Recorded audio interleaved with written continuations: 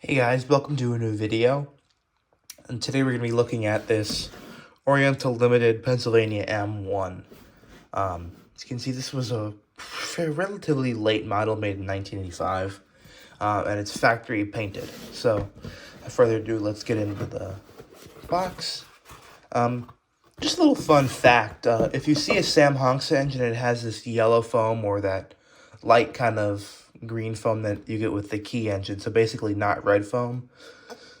It's usually a better model, the better kind of version of that model. So, what's really cool about this is it comes with all of the stuff for you to be able to make it into a post-war. So, you got the post-war smoke box front, the post-war pilot. Then there's a separate post-war unpainted pilot, which I think is a different number. No, I think it's the same, but you also have the headlight on there so that you can add the new light. So, it's good. Nice little feature there, but I don't know if I'm going to change the headlight. You know, messing with a painted model is kind of stuff that is not worth it because you'll have to go back and repaint it. So here is the locomotive itself. Now this is the regular M1. This is not the later M1A or the M1B, but still, I got this one, and in a later video you'll see that I also made another bad decision. But this locomotive does have headlights. So there is a light in there. You can turn that off and on with this little switch. There's no on or off indicator, so I guess you just gotta have to guess. It's got a nice Cannon motor in there. It does not have the coasting gearbox like the factory painted Keys did, but still fine. One thing about this is, if you didn't have the long haul tender, this thing would have great, be able to go around great, very tight radius because of the flangeless center two drivers. But alas, we'll have to deal with having a big tender. I had a chance to get one of these a few years ago by the Sunset version, but it had the short tender, and I just haven't found one since I got this one at a good price. So, snag this one I could. Just a very overall nicely proportioned engine. Not super complicated or overly detail heavy, but you know, it's got the basic rear cab detail, and that's good enough.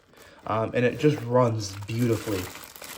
Have no problems with this one. Just super high quality craftsmanship for what it is. And personally, I feel like this is the best, I guess you could say, bang for your buck when you're talking about a brass M1, because the earlier ones are a little bit less detailed and less reliable, but this one, then there's the $1,000 Key version, which is basically this thing, just with this Challenger. Here's the tender, though. You got the antenna and that really nicely painted tender deck with the doghouse for the firemen. No lights, though, but it doesn't really matter. And you got a sound hole, which is nice, so don't have to worry about drilling those out if you get one of these. You know, just an overall nicely proportioned engine. I think it's funny how the engine to tender ratio is basically 1-to-1. And I can give you a little bit more information in the next section, and then we'll run this thing. And I may have a little treat. I have to figure out what I feel like doing with this, but yeah. The Pennsylvania M1 class was designed by the Pennsylvania Railroad to meet a need for fast freight and larger passenger engines, because instead of having to double head 2 or 3 K4s, they could use 1 or 2 M1s, and they could go just as fast up through the horseshoe curve. Now, the Pennsylvania Railroad built a lot of their own prototypes.